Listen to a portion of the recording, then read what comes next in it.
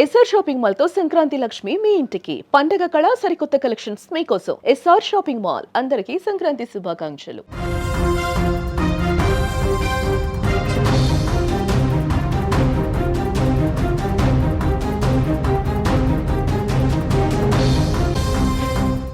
Breaking news చూస్తున్నాం. తెలుగు రాష్ట్రాలకు వర్షఖండం తప్పినట్లుగా తెలుస్తోంది. తొలగిన ఓర్నబు తుఫాన్ ముప్పని కూడా చెప్తూ ఉన్నారు. దిశను మార్చుకోవడంతో ఆందోళన లేదని కూడా వాతావరణ శాఖ చెప్తూ ఉంది. బంగాళాఖాతంలో కదలికలు ఒక్కసారిగా మారిపోయాయని చెప్పుకోవచ్చు.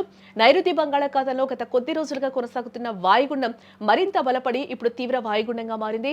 విశాఖ వాతావరణ శాఖ అందిస్తున్న తాజా సమాచారం ప్రకారం ఈ తీవ్ర వాయుగుండం రాబోయే కొన్ని గంటల్లోనే తుఫానుగా రూపాంతరం చెందనుందని కూడా చెప్తున్నారు వాతావరణ శాఖ నిపుణులు.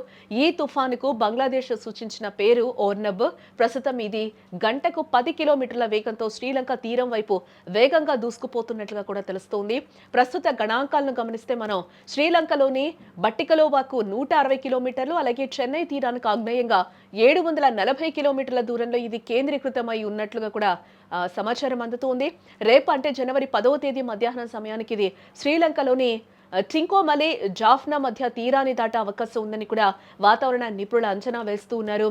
అలాగే మన తెలుగు రాష్ట్రాల విషయానికి వచ్చేస్తే ఏపీ, తెలంగాణ ప్రజలకి ఇదొక ఊరటనిచ్చే అంశం అని కూడా చెప్పాలి.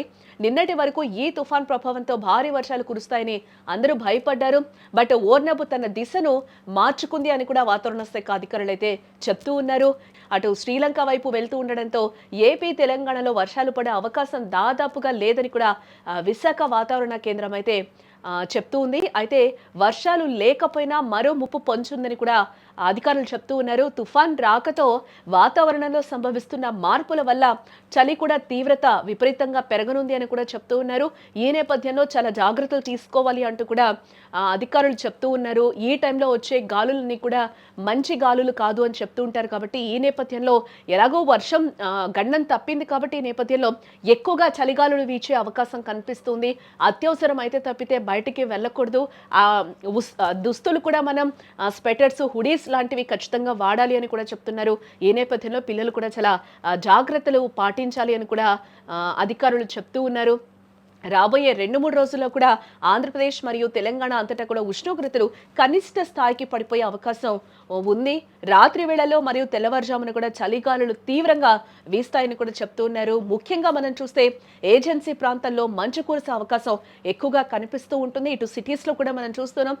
నైట్ బయటకు వెళ్ళాలంటే కూడా 6 దాటిన తర్వాత కూడా చలి తీవ్రత ఏ విధంగా ఉందో కూడా మనం రెగ్యులర్గా చూస్తూ ఉన్నాం.